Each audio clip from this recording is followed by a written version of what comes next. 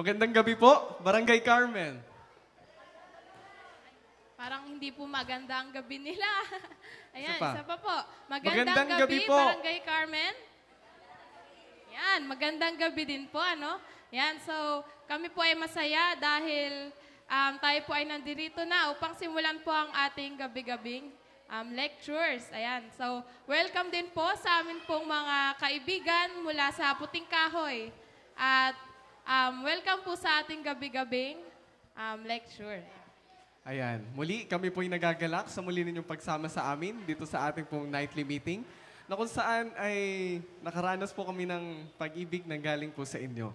Sa mga pagkakataon po nito mga kapatid, akin po muna pong inaanyayahan ng bawat isa po na i-fill in po ang ating pong mga upuan. Nasa gayon po ay makita ko po na puno po ang ating pong harap. Sige po. Lapit kayo mga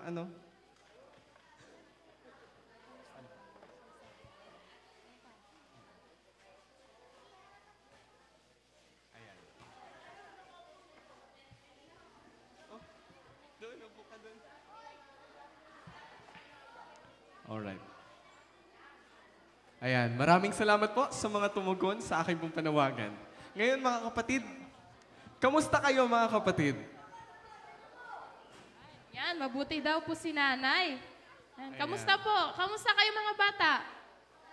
Okay lang, yan, masaya. Yan, ikaw kaya Kuya Harvey, kamusta ka? Ay, masaya ako ngayon. Ikaw ba ate? Kamusta? Ako naman ngayon ay masayang-masaya. Talaga kasi nakapagpahinga ako eh ngayong Amen. araw. Ayan.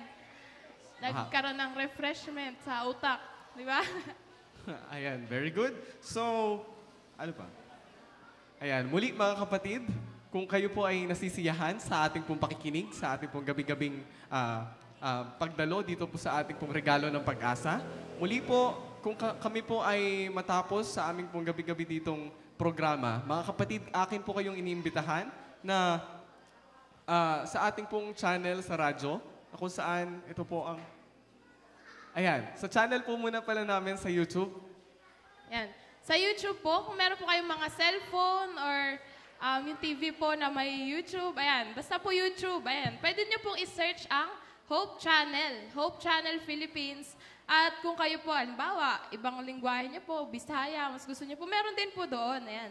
So, sa Hope Channel po, meron po doon mga makalangit na awit, at meron din po mga lectures, di ba? Ayan, kung ating titingnan, kagaya rin po ng ating pong pakikinig dito po sa ating pong gabi-gabing pagdalo. Doon po ay makakasumpong tayo ng kagalingan sa ating pong espiritual. Yan. So, balikan kaya natin kung ano kaya yung mga natutunan kahapon, no? So, ikaw, ano kaya yung natutunan mo sa lecture po ni Kuya Carl? Ayan, ang natutunan ko sa lektura ni Brother Carl, aking natuklasan na meron palang regalo na ibinigay sa akin ng Panginoon. Kahit na hindi po ako karapat-dapat na tumanggap ng regalong yun, ako pa rin po ay nakatanggap nito. At ako po'y lubos na nasasayahan dahil ang Panginoon ay nagmamahal pala sa akin. Ikaw, Sister Cham, ano kaya natutunan mo kay Ate Michelle? Sa akin naman, gustong-gusto ko yung part na ganito. Oh. Di ba? Yan. Ayan. Tapos kung kaya mo pang diinan, di ba po? So, sa amin, wala pa yung effect masyado. Pero siguro kapag may nakita akong mga lola, Nay, ganito tayo. Ayan po, ano? Or sa mga lola ko, mga kamag-anak ko, pwede ko po silang ipagganyan, no? Alam mo, kung kaya Ate pa Cham, nila. Alam mo, Ate Cham, kala ko sa mga bata lang yung close open, pati rin pala sa matatanda. Ano po? Oo nga eh. Yun, so, muli, amin pong iniimbitahan ang mga tao po na nandito sa aming paligid, yung mga bahay po na nandito po sa paligid. At eto po, sila kuya, mga nagbibilyard. At dito po may mga nakatayo pa po at iniimbitahan po namin kayo dito na makinig po sa aming lektura dahil ito po ay napakaganda sa ating buhay, lalo na sa kalusugan at pang-spiritual din naman. Amen. Welcome po kayong makitabi po sa amin dito po sa harap. So, muli, kami po ay naririto, handog ang regalo ng pag-asa.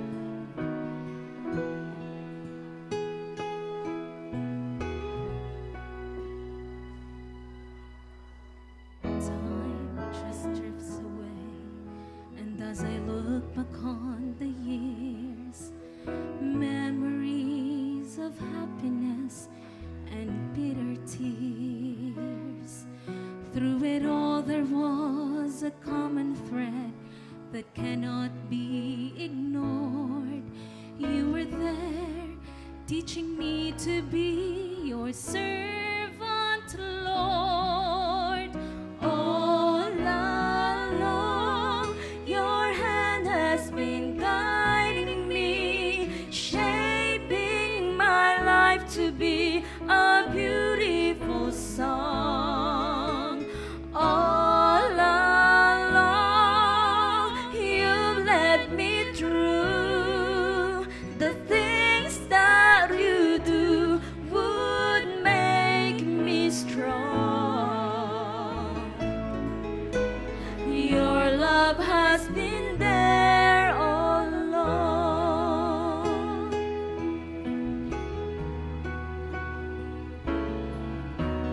Every joy and pain had the reason of its own, and now I realize that I was not alone.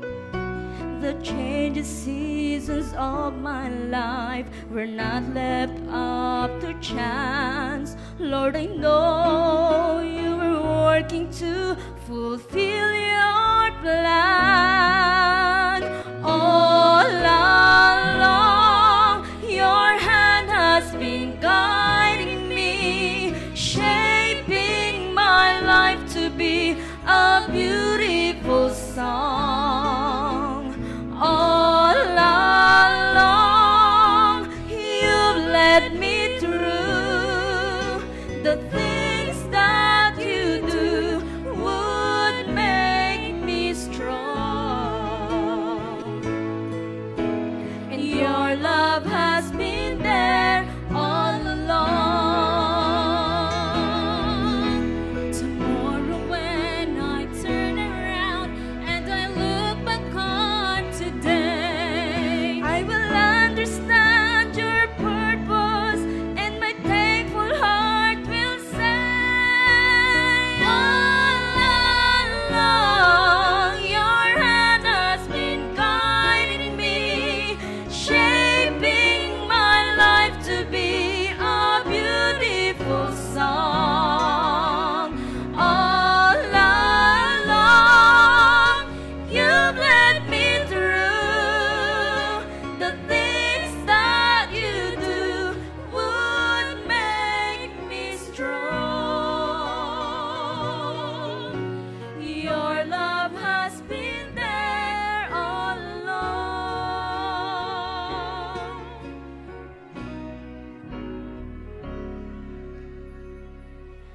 All along.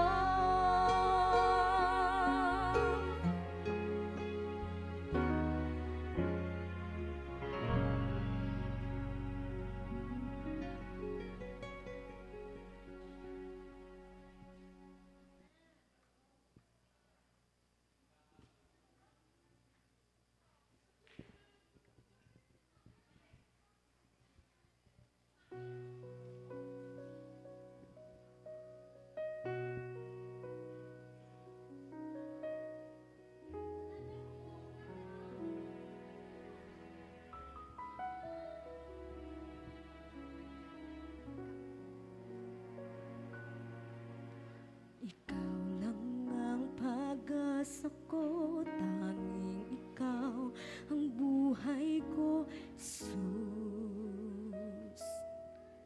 Kahit ako'y nangangamba, basta't ikaw ang kasama, panatag na. Ikaw lang ang sasambahin, paligid man ay magdilim, Jesus.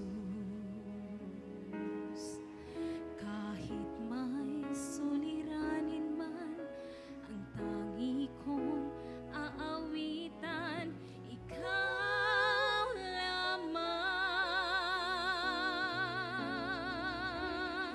Kahit kailan di ka nagkulang, biyaya mo sa aking laging laan. Ang pag-ibig mo sa aking walang hanggan. inibig mo ako noon pa man.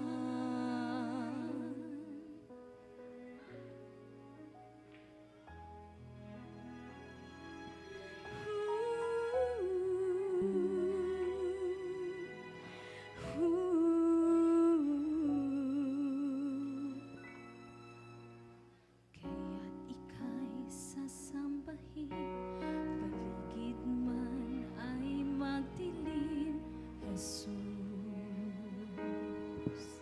Kahit may suliranin man ang lagi kong aawitan, ikaw lamang.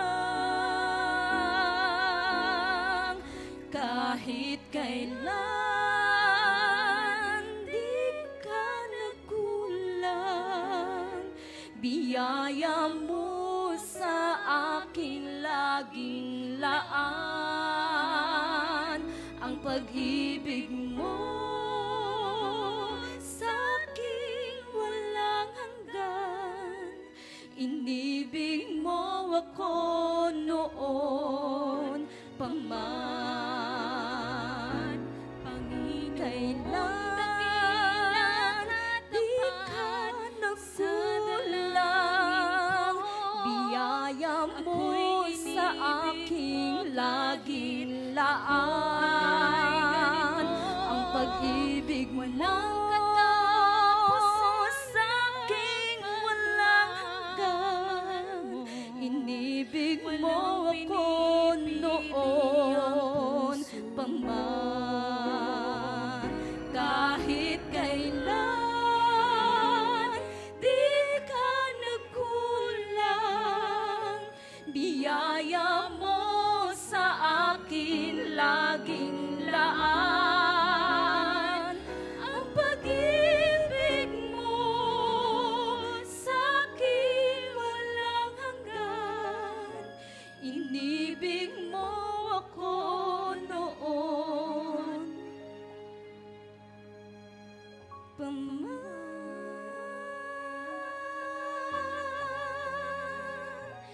Inibig mo ako noon pa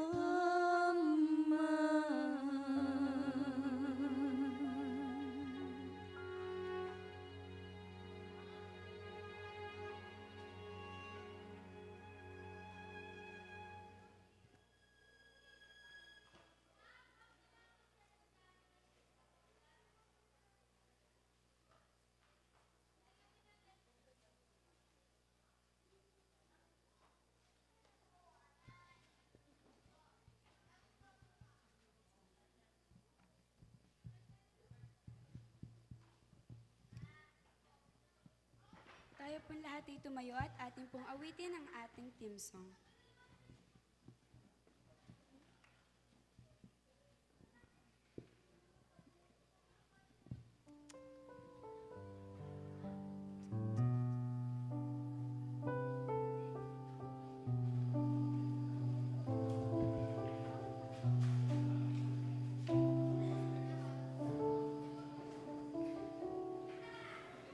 Pagod ka na ba sa paglalakbay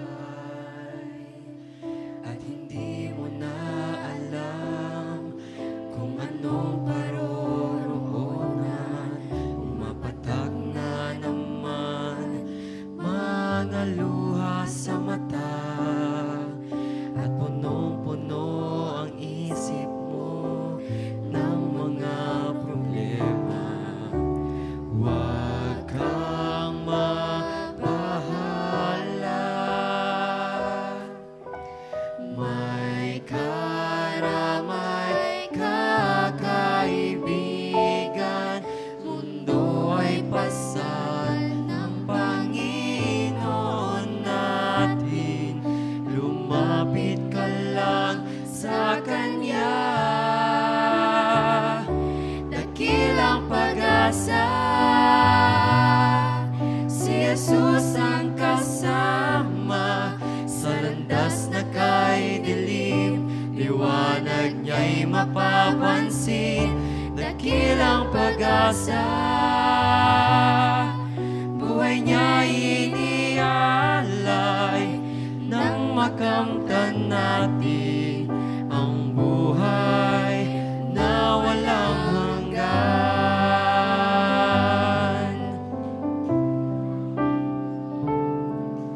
Kapag ang puso'y nahihirapan na,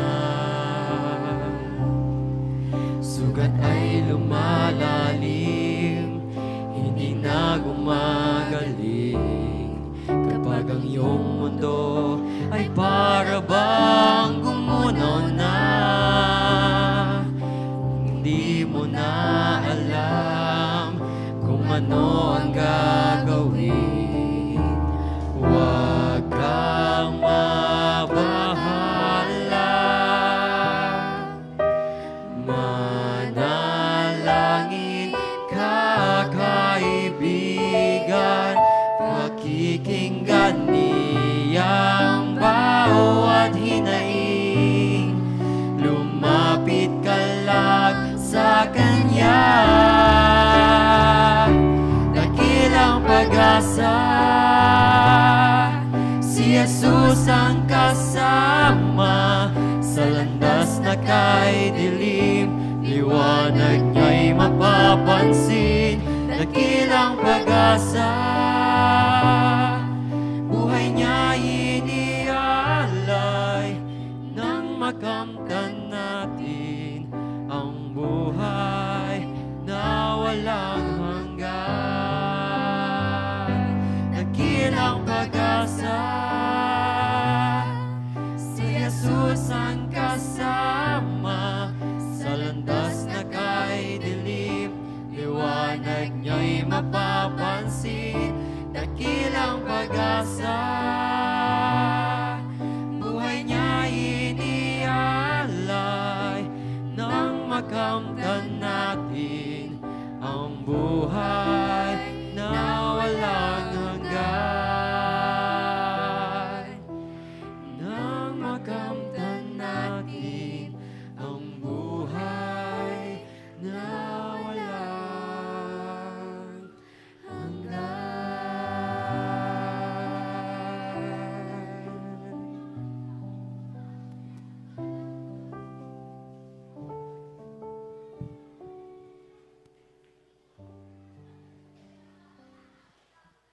Tayo po ay manalangin.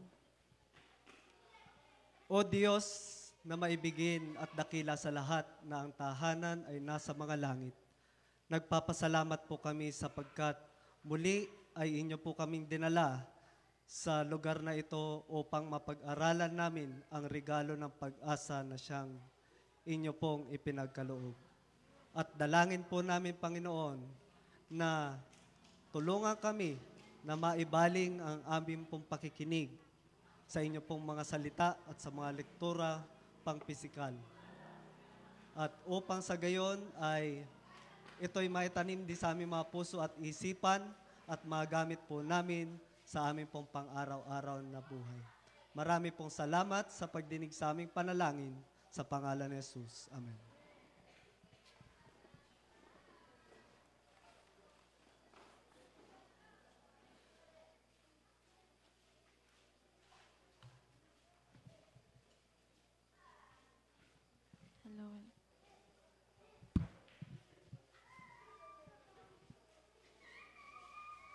Ayan. Magandang gabi, mga kapatid.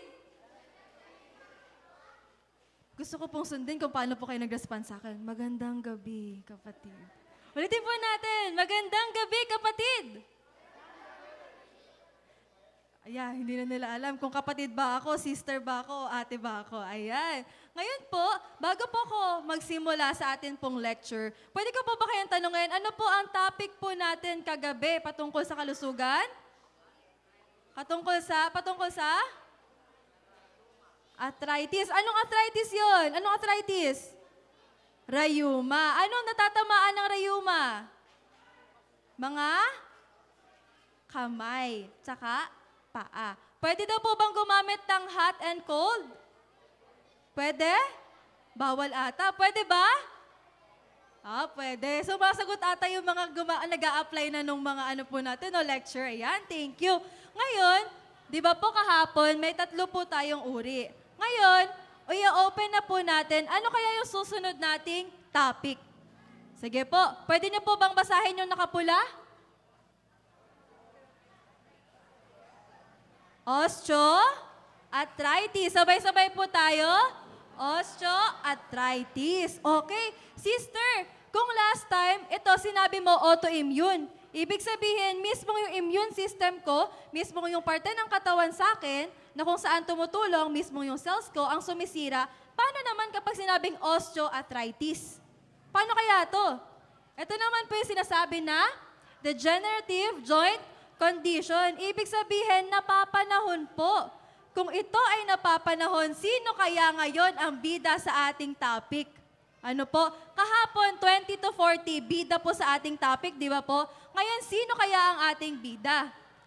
Una, sabihin po natin, 2 po ito, kababaihan at kalalakihan. Sa rheuma, sino po ang madalas na nakakaranas?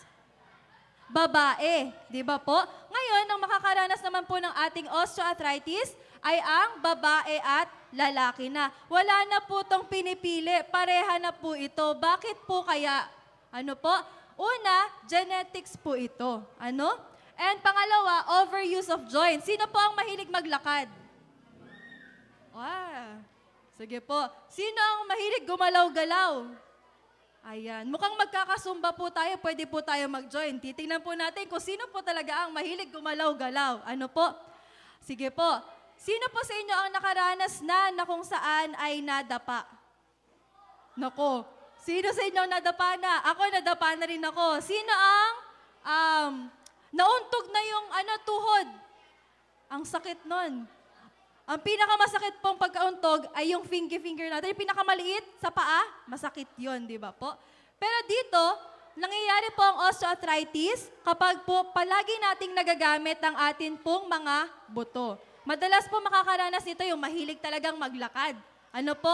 Maganda maglakad, wag lang po sosobrahan. At syempre, dobleng ingat po tayo kasi nakalagay po dito, pwede po kayo magkaroon ng injury, osteoarthritis, bata, matanda man po kayo, pag po kayo ay naka-encounter na ng injury. Okay po? Ngayon, hindi ko po kayo tinatakot. Huwag po kayo matatakot, kaya po natin to inaalam para po may alam po tayo. Ano po? Sige.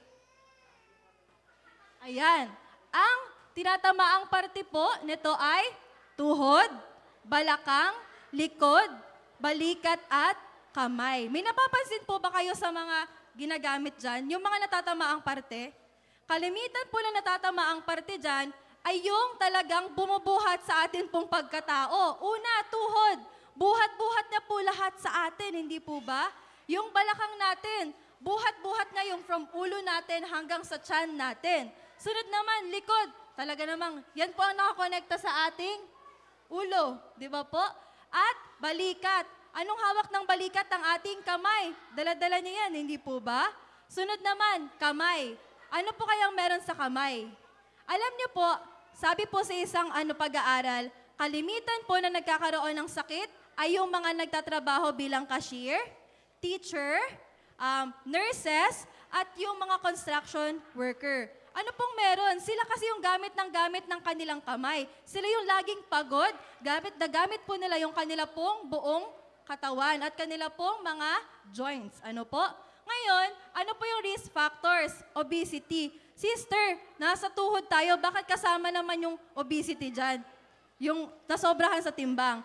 Ang tuhod po natin ang nagbubuhat sa atin. Pag mas mabigat po tayo, mas mabigat yung kailangang suportahan ng ating tuhod. Kaya mas mahirap po at mas pwede po tayo mag-develop ng osteoarthritis. Ano po? Next naman, edad 40 to 50. Hindi po tayo nanghuhusga dito, pero alam naman po natin, ang katawan po natin habang tayo po ay nadadagdagan ng edad, ay hindi na rin po pabata. Ano po? Hindi na rin po yan nagre-renew. Sunod, trabaho. Nabanggit ko po sa inyo yung trabaho, kung ano po yan, hindi po ba? Aksidente at kung may family history po tayo. Ayan, ano po yung sintomas? Pwede po ba nating basahin? Una po, pananakit ng kasukasuan kapag sobrang na gamit. Kapatid, kapag may osteoarthritis ka, tapos hindi mo siya masyado nagagamit, hindi siya ganun kasakit. Pero kapag lagi kang busy, lagi po ito nababanggit ng mga nanay, yung mga masisipag, eto na naman yung balakang ko, umaaray na naman, naglaba kasi ako ng andami-dami. Ang dami namin sa pamilya, ang dami ko ring labada. Sunod, nahihirapan kang gawin yung activity mo araw-araw. Bakit? Kasi nga, masakit siya eh. Paano mo siya magagamit? Kasi masakit na siya. Sunod, may pamamaga po yan. Pag sinabi pong arthritis, ito po ay namamaga po ang atin pong kasukasuan. At paninigas pa rin po pagising sa umaga. Ayan, maaari ba itong mawala? Kapatid, tatatanong ko pa kayo, maaari po ba siyang mawala sa tingin niyo po? Hindi na po. Bakit po? Unless tayo po ay magkakaroon ng panibagong buto. Ano po? Actually, meron pong ganon. Kung gusto niyo po, meron pong na-ooperahan ngayon na pwede pong palitan yung dito na parte. Pwede po yan, gagawin nga lang pong bakal. Meron din po sa tuhod, gagawin nga rin pong bakal. At alam niyo po, napakahirap po ng maintenance ng meron pong bakal sa katawan. Ngayon po, ano po yung tips para maiwasan ang komplikasyon? Una, gumamit po ng tungkod o kahit ano pang pang-suporta. Ano po, ito po ay hindi po dahil sa gusto lamang po namin kayo, may dagdag po pang fashion. Ano, kahit yung payong, ayan sila nanay, oh, talagang kitang-kita po natin kung paano sila nagtatrive talaga na kung saan makalakad pa rin kahit nahihirapan. Ano po? At sunod, iwasan ng matagal na pagtayo at paglakad. Bakit, sister, pagtayo? Akala ko lakad lang. Pag nakatayo po tayo, lahat po yan, buhat-buhat ng tuhod natin hanggang sa paa natin. Kung tayo po ay matagal na nakatayo, kahit po bata, mga kapatid, nahihirapan po ng matagal na nakatayo. Next naman po, tayo po ay dapat na magpahinga. Bakit po? Sabi nga po, di ba, kapag gamit na gamit natin yung ating katawan, tayo po ay mas makakaramdam ng sakit. At sikaping sundin ang dapat at hindi dapat kainin. Ano po yung mga yon? Ito po yung dapat nating limitahan na pagkain. Sino po ang mahilig sa asparagus? Sister, medyo parang pangmayaman naman yung pagkain na yan. Parang hindi naman kami effective dyan. Sino po sa spinach?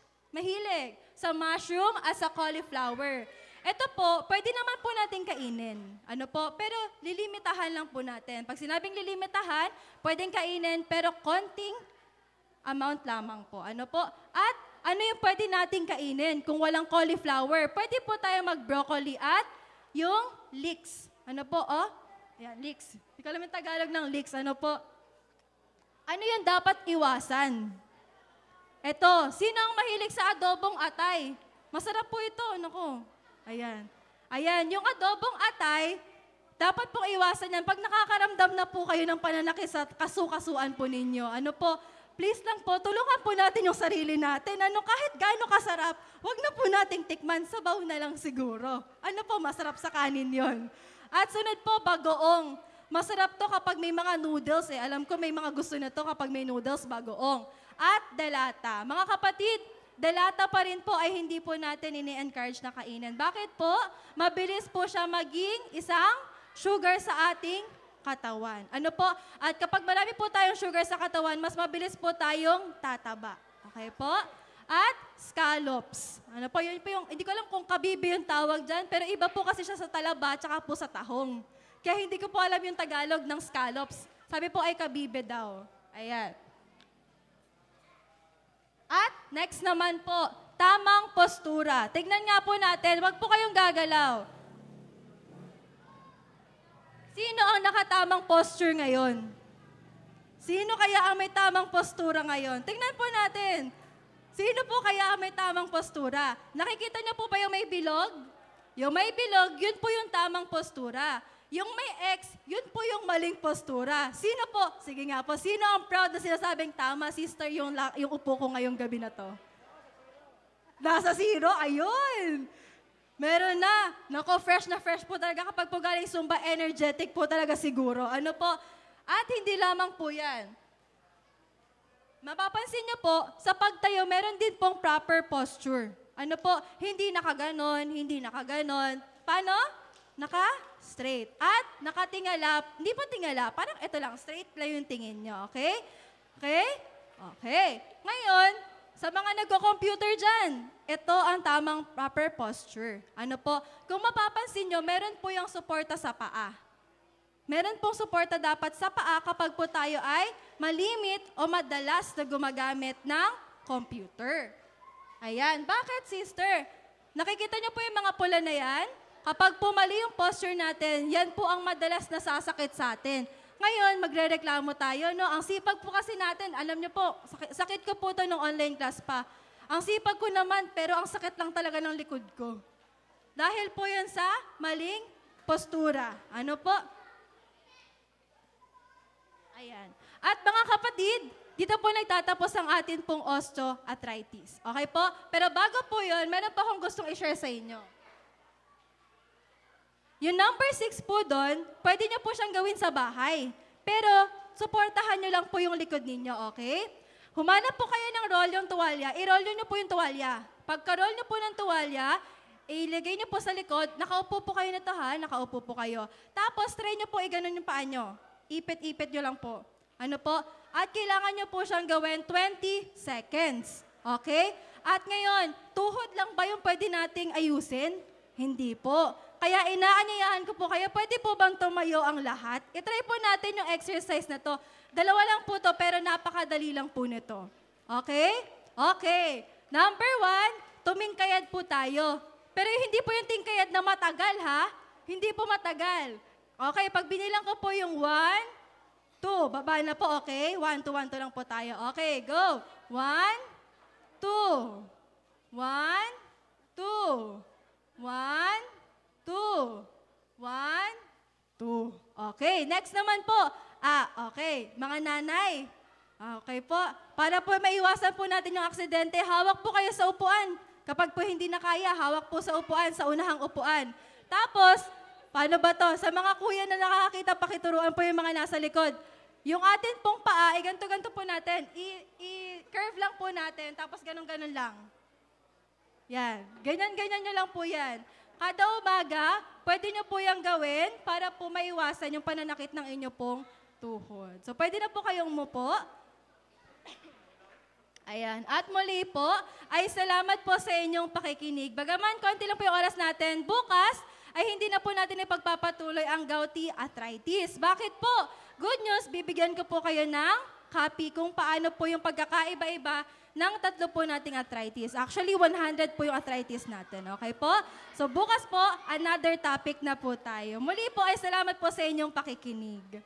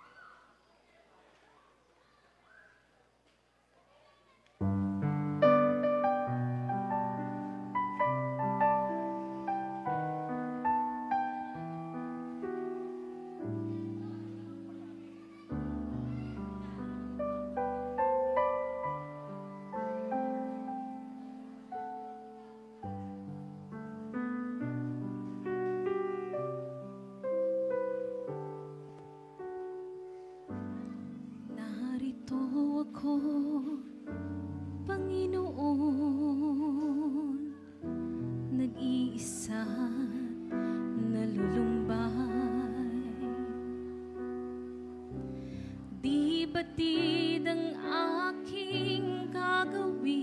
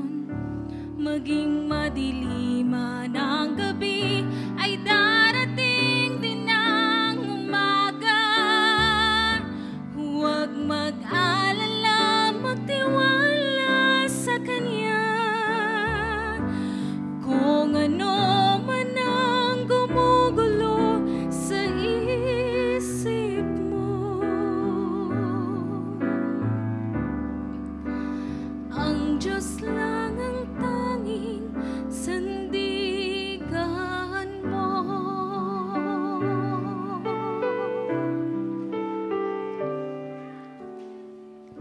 Kaibigan ko, huwag malumbay kahit ika'y nag-iisa. Ano man ang iyong nakaraan, huwag na itong isipin pa. Ang bukas ay hindi mo alam, ngunit hindi ka dapat mangamba. Hindi ka niya pababayaan,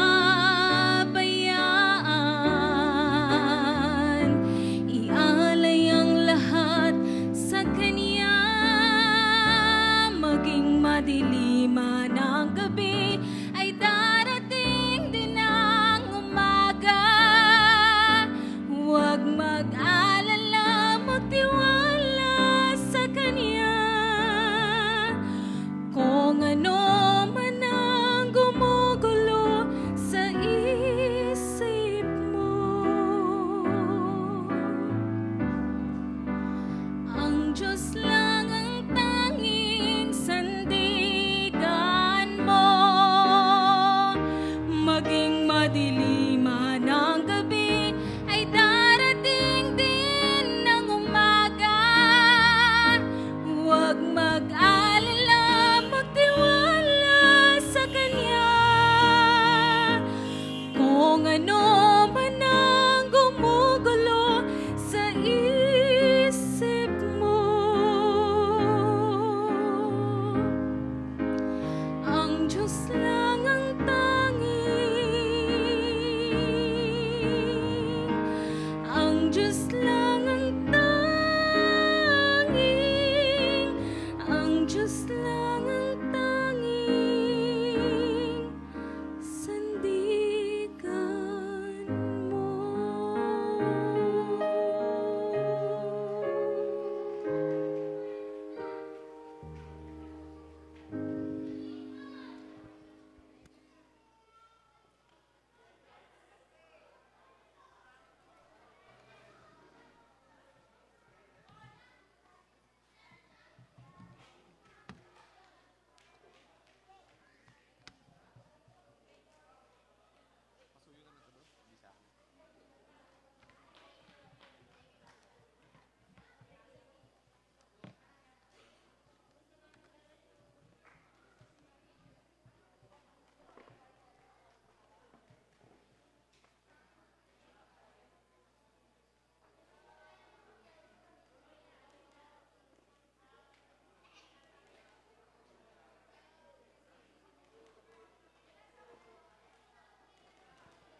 Magandang gabi po sa ating lahat. Inulit ko po. Magandang gabi po sa ating lahat. Ilang gabi. So, kinagagala ko po na narito kayo ulit sa ating gabi-gabing pag-aaral. Ang atin pong pag-aaral ay merong pinamagatan na tema na regalo ng pag-asa. At tayo po ay nasa ika-4 na gabi. At pwede ko po ba kayong tanungin kung naaalala nyo pa yung previous na 3 topic natin? Ano po yung topic natin nung first night? Baliw. Okay? Anong pinag-aralan natin doon?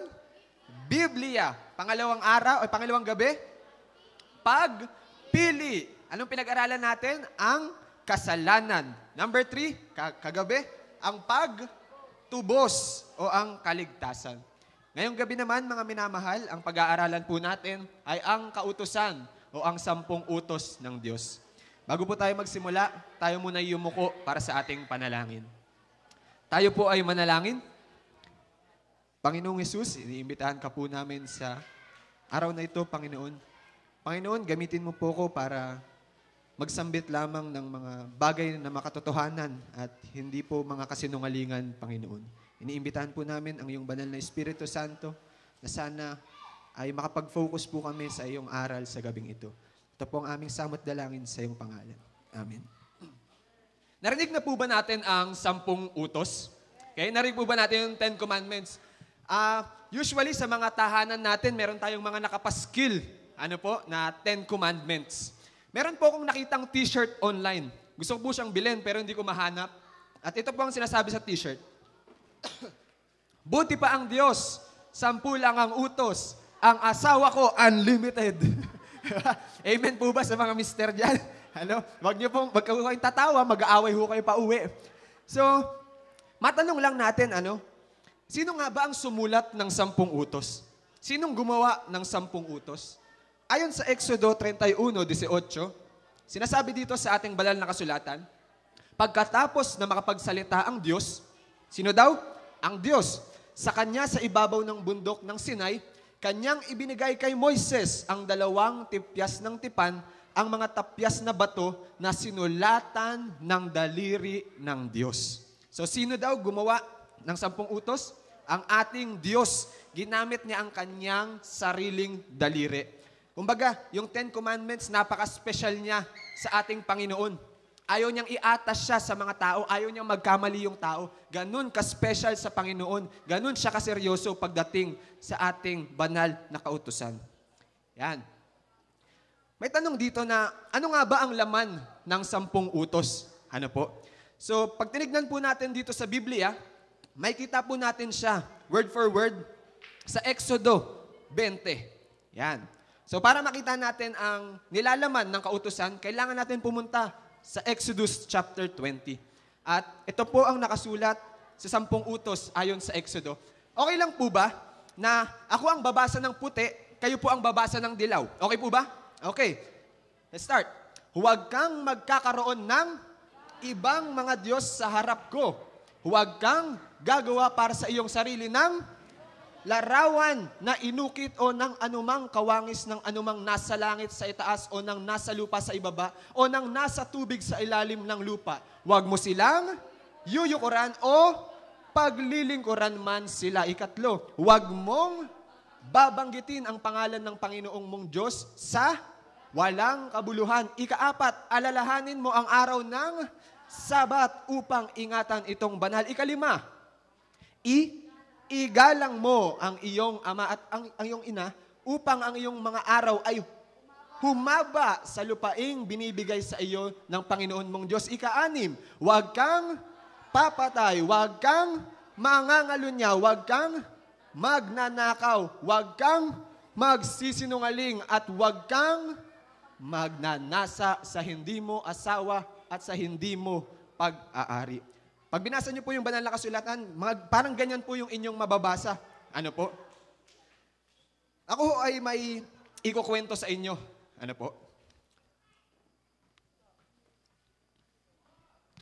Ito ang patunay. Papakita ko po sa inyo yung picture.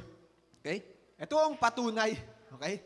Mukhang mabait, Ito ang patunay na ako'y dating talagang debotong Katoliko. Akala mo walang gagawin na masama.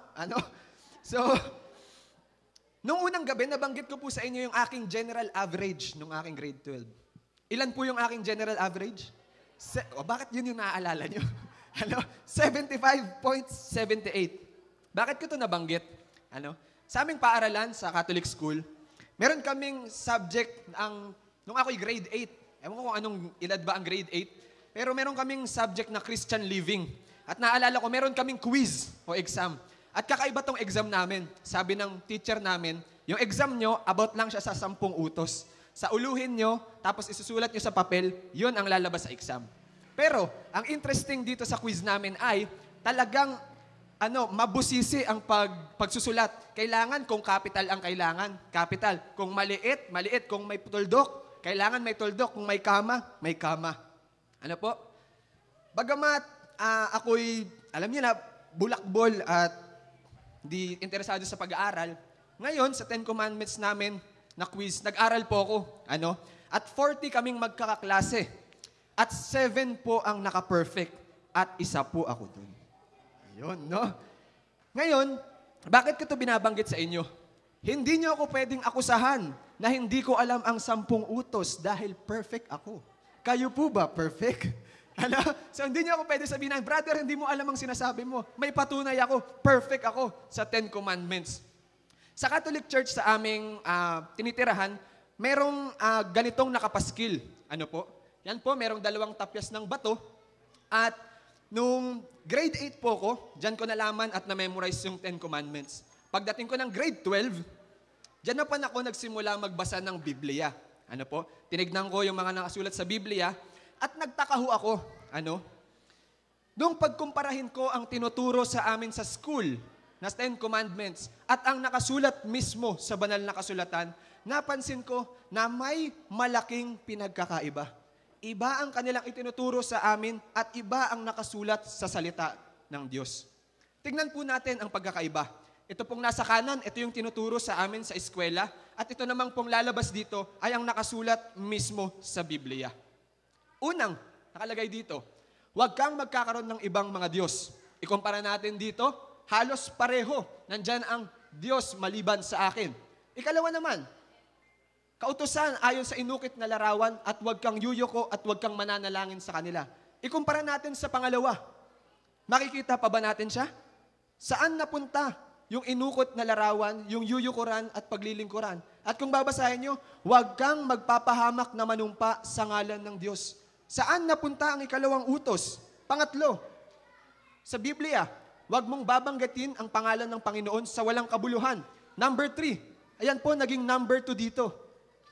Yung pang-4, ang utos tungkol sa Sabat, naging pangatlo po dito.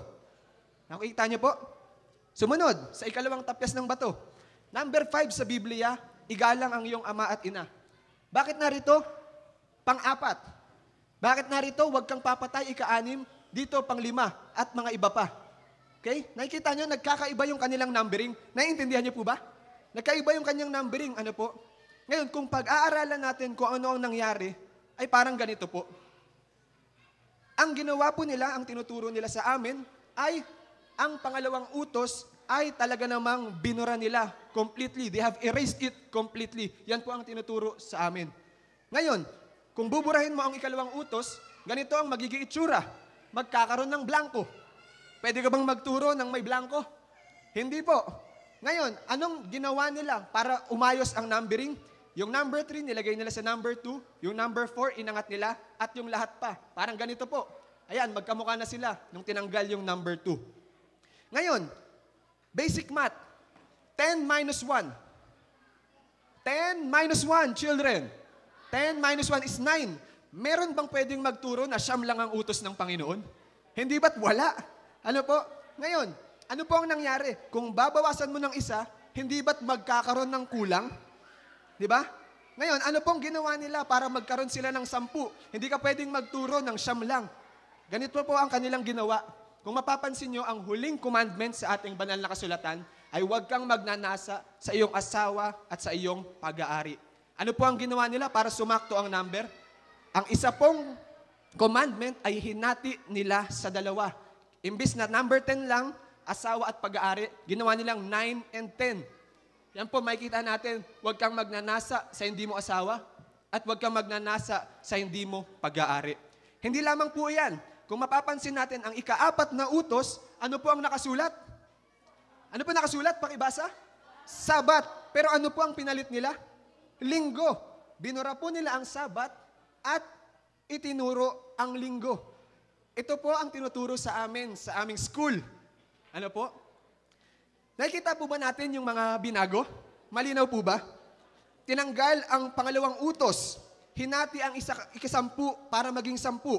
Pinalitan ang Sabat ng linggo. Kung kayo ay nagdududa sa sinasabi ko, kayo ho mismo ang magsaliksik. Kayo po mismo ang tumingin at tignan nyo ang kanilang tinuturo po sa amin. Ako ay debotong Katoliko. 8 years po ako nag-aral sa Catholic school. Alam ko ho ang aking sinasabi. Ano po? Brother Carl, bakit ito importante? Sinasabi sa Deuteronomio 4:2.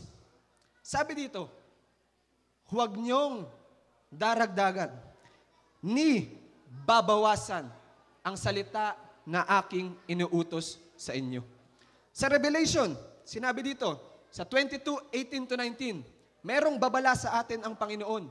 Aking binabalaan ang bawat taong nakikinig sa mga salita ng propesiya ng aklat na ito.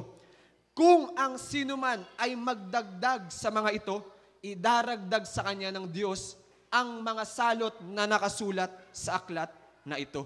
Mga minamahal, seryoso ba ang Panginoon pagdating sa Biblia? How much more sa kanyang 10 utos na siya mismo ang sumulat?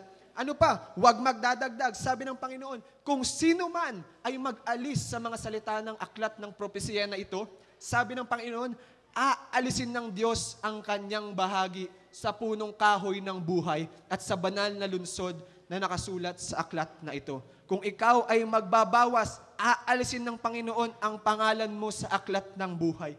Seryoso ba itong usapin, mga minamahal ko? Seryoso? Gusto nyo bang idagdag sa inyo ng Panginoon ang bawat salot na nakasulat sa Biblia? Gusto nyo ba natanggalin niya ang pangalan nyo sa aklat ng buhay? Ako po, ayaw ko. Ano po?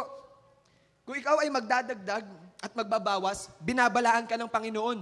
Kung susubok ka, makakatiyak ka na ang Diyos mismo ang makakalaban mo. Mga minamahal, ito ay sinasabi ng Panginoon sa Biblia. Kung seryoso ang Panginoon sa Biblia, hindi lang siya basta dobleng seryoso sa bagay na isinulat niya gamit ang kanyang daliri.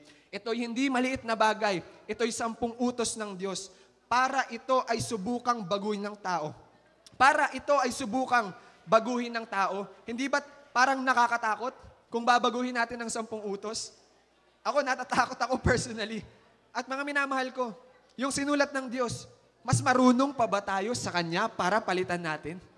Hindi ba't siya ang mas matalino kaysa sa atin? At para baguhin natin, hindi ba't sinasabi natin na tayo ang mas magaling kaysa sa Kanya? Mga minamahal, bulakbol man ako dati, Ngayon naman, hindi na. Pero sinasabi ko sa inyo, hindi rin naman ako bobo. Marunong ho akong mag-isip at makita ang tama at ang mali. Ganon din po ba kayo? Alam niyo rin po ba ang tama at ang mali? Deboto po akong Katoliko dati, at ngayon hindi naman na siguro sikreto na ako'y Seventh-day Adventist na ngayon. Ano po? Ito pong usapin ng 10 utos ay isa sa maraming nakita ko na mali sa Katoliko. Bagamat mahal ko ang Catholic Church, ayun yung kultura ko di ba? Birthday ko, December 24, 2000. Lagi akong sinasama ng mama ko sa simbang gabi. Kada matatapos namin ng buo, mag-wish ako para matupad yung hinihiling ko. Lagi kami nagbibisita sa iglesia. Mahal ko yung Catholic Church. Ano po? Ngunit, sinasabi sa Juan 8:32, mga minamahal, at inyong malalaman ang katotohanan, at ang katotohanan ang magpapalaya sa inyo. Hindi po ako pumunta dito para siraan yung Catholic Church. Ayoko po nun, magkakaroon lang ako ng kaaway. Gusto po, kakaibigan ko kayo lahat. Ano po? Mahal ko yung Catholic Church, yung magulang ko po, Katoliko pa rin sila. Mahal ko sila, hindi ko sila ipagpapalit kahit kanino. Hindi ko sinasabi, mga minamahal, na gayahin nyo ako, na alis sa Katoliko, lipat sa Adventist, ano po. Pero ito ho ang sinasabi ko sa inyo, mga minamahal ko. Ito po ang sinasabi ko, makinig ho kayong mabuti. Ito po ang sinasabi ko, kung alam mo ang katotohanan, huwag kang manatili sa kasinungalingan. Inuulit ko po, makinig kayong mabuti. Kung alam mo ang katotohanan, huwag kang mananatili sa kasinungalingan. Sinabi nga ni Pablo, ano po, sa Galatia 4:16. Ako ba ngayon naging kaaway nyo sa pagsabi ko sa inyo ng katotohanan? Wala naman po akong mapapala, ano po, kung ako'y magsisinungaling sa inyo. Hindi naman po mababayaran yung tuition ko, hindi dadami yung pera ko. Ano po? Pero mga minamahal ko, ang sinasabi ko po sa inyo, sa Juan 14:6, sinasabi ito ni Jesus mismo. Sinabi sa kanya ni Jesus, ako ang daan at ang katotohanan at ang buhay. I am the way, the truth, and the life. Mga minamahal, si Jesus po ang katotohanan. Ang pagtalikod sa katotohanan ay katumbas ng pagtalikod sa Panginoong Jesus. Ito po'y napakaseryosong usapin, mga minamahal ko, at huwag nyo sana itong baliwalain. At huwag lang kayo basta makinig sa akin. Siyasatin nyo po, search for yourselves kung nagsisinungaling ako. May mga tao na nagsasabi na hindi na daw kailangan ang 10 utos. Totoo ba ito? Hindi na kailangan ng 10 utos? Gamitan natin ng common sense. Tignan natin ang number 5. Ano ang number 5? Igalang ang iyong ama at ina. Mga magulang, huwag niyong ituturo na wala ng 10 Commandments tapos magagalit kayo pag sinagot kayo ng inyong mga anak.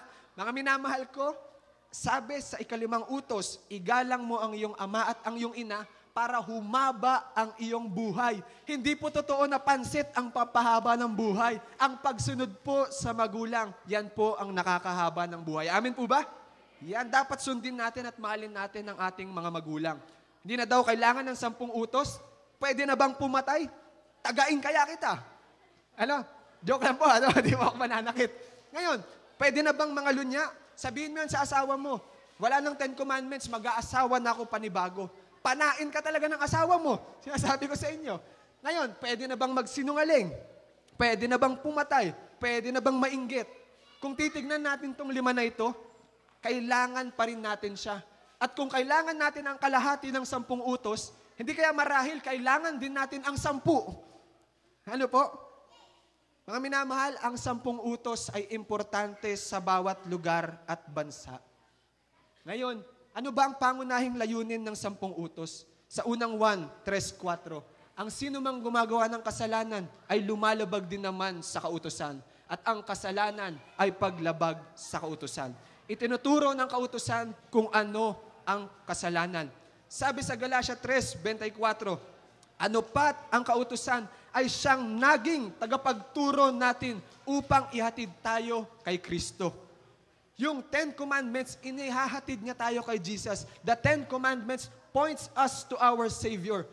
Tinuturo tayo ng kautusan papunta sa ating Panginoong Hesus. Mga minamahal ko, pag nakita natin ang 10 utos at nakita natin na nilabag natin, makikita natin na tayo'y nagkasala. At kung tayo'y nagkasala, kailangan natin ng tagapagligtas. At sino ang tagapagligtas? Si Jesus.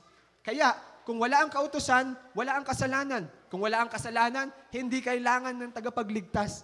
At sino ang tagapagligtas? Si Jesus. Kapag pinasawalang bahala natin ang kautusan, pinagpapasawalang bahala natin ang Panginoong Jesus. Mga minamahal, ang ating kaaway na si Satanas ay hindi natutuwa sa atin kapag tayo'y nag-aaral ng bagay na ito. Sabi dito, nagalit ang dragon sa babae at umalis upang digmain ang nalabi sa binhi ng babae. Ang mga tumutupad sa mga utos ng Diyos at ang mga may patotoo ni Jesus. Sabi rin sa Kawikaan 29:18, mapalad ang sumusunod sa kautusan. Sa Psalms 119:165, may dakilang kapayapaan ang hindi lang basta sumusunod, ngunit umiibig sa iyong kautusan. Walang anumang sa kanila ay makapagbubuhal. Great peace have they which love thy law, and nothing shall offend them. Mga minamahal, ang dami pa natin pwedeng pag-usapan. Maski sa history, pwede natin siya i-trace back. Pero hanggang dito lang po muna sa atin ang ating pag-aaral. At maganda sana na para lumalim ang ating pag-aaral, tayo ay mag-usap at tayo dumako sa ating bud session. Meron po tayong 3 katanungan. Kapag nainggit ka sa tagumpay o ari-arian ng iba, ano ang nararamdaman mo kapag ikay nainggit? Kapag napapagod ka at pakiramdam mo'y kailangan mo ng pahinga, paano mo hinahanap ang kapahingahan? Kung may galit ka sa isang tao at gusto mong maghiganti, ano ang ginagawa mo? Ito po ang ating pag-uusapan, tayo na po yung maggrupo-grupo.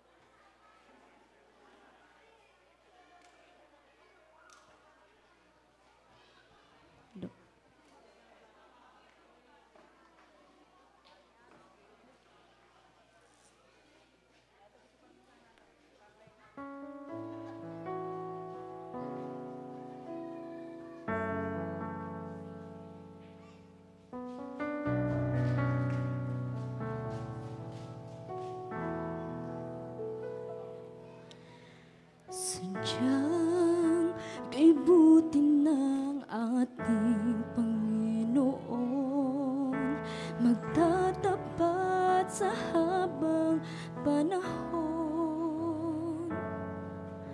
Maging sa kabila ng aking pagkukulang, biyaya niya'y patuloy na laan. Katulad ng pagsinag ng gintong araw, patuloy siyang nagbibigay tanglaw.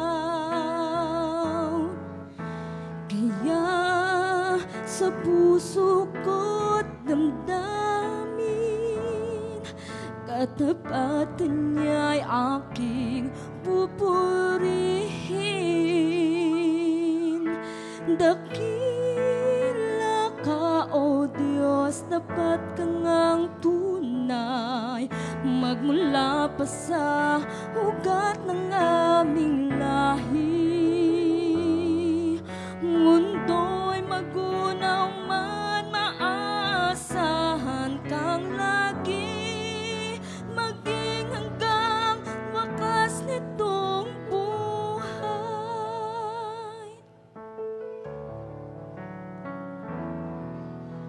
Kaya, O Diyos, ika'y aking pupurihin, sa buong mundo'y aking awitin.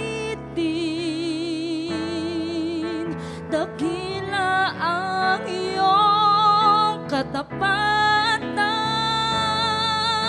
pag-ibig mo'y walang hanggan.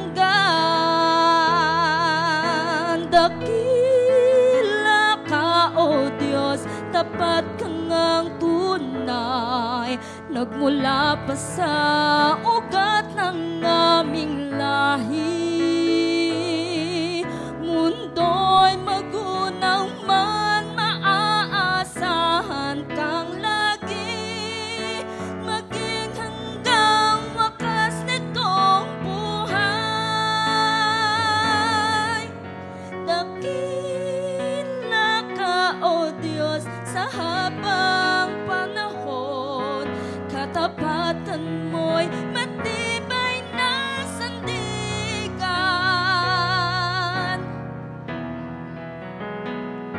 Magunaan ay naroon, tagumpay ng pag-asa kung kailangan hinahon. Pag-ibig mong alay sa amin noon hanggang ngayon, dakila ka, O Diyos. Dakila ka, O Diyos.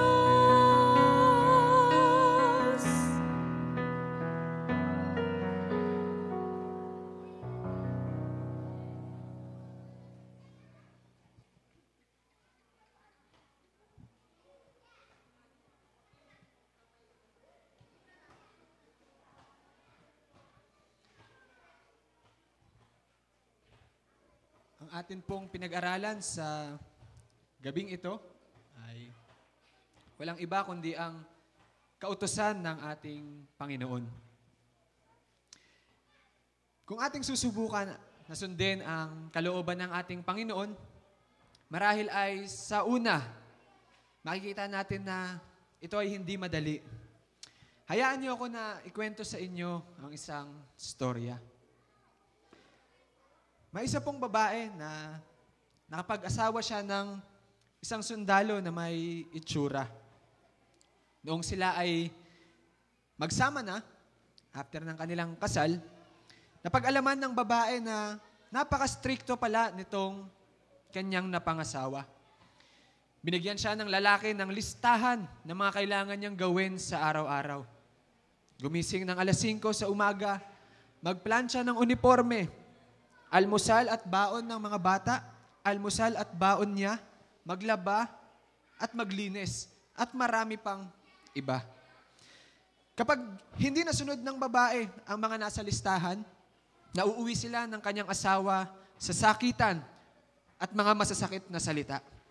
Naramdaman ng babae sa kanilang tahanan ang kawalan ng pag-ibig.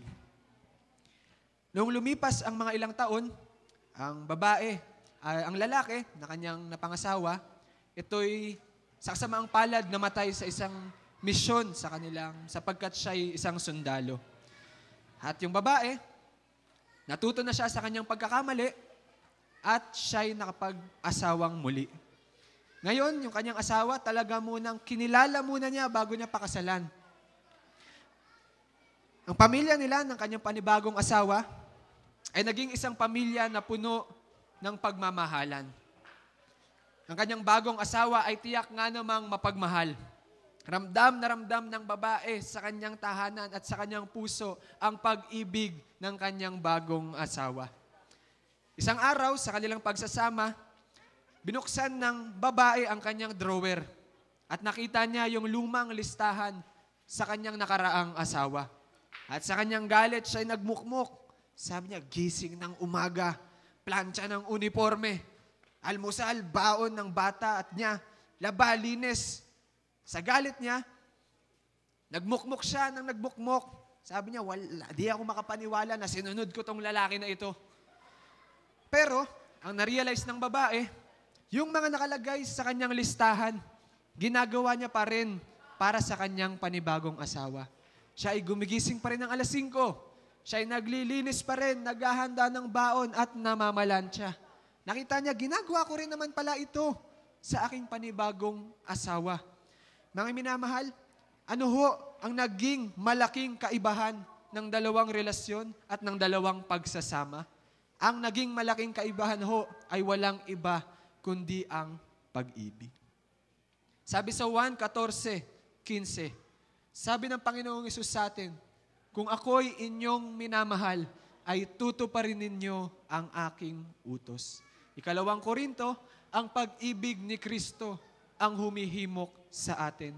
Unang Juan 4:19, tayo'y umiibig sapagkat siya ang unang umibig sa atin. We love because He first loved us. Kapag mas naiintindihan natin ang pag-ibig sa atin ng Panginoon, mas gugustuhin natin siya ay sundin. Amen? Kaya bagamat marahil ay mahirap sa una, habang mas nakikilala natin ang ating Panginoon at mas naiintindihan natin kung gaano niya tayo iniibig at gaano niya tayo kamahal, mas dumadali ang pagsunod sa Kanya. Gusto po ba natin na sundin ang ating Panginoon? Gusto po ba natin na mas maintindihan pa ang Kanyang pag-ibig? Amen? Mga minamahal, sana sa gabing ito ay meron kayong natutunan kahit isa. Kung meron po kayong natutunan kahit isa, can you say Amen? Amen. Mga minamahal, inaanyayahan ko po na tayo'y tumayo para sa ating panalangin. Tayo po ay manalangin. Panginoong Hesus, salamat po sa aming natutunan tungkol sa iyong banal na utos. Inaamin namin, Panginoon, na hindi madali ang sumunod sa una.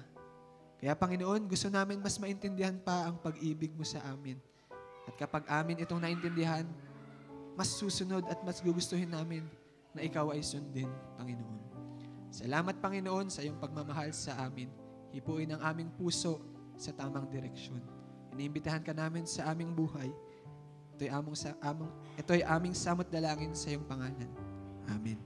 Ang minamahal, bukas ulit, tayo'y nasa ikalimang gabi na. Sana po ay bumalik tayo para makinig ng ating pag-aaral. Maraming salamat po at magandang gabi.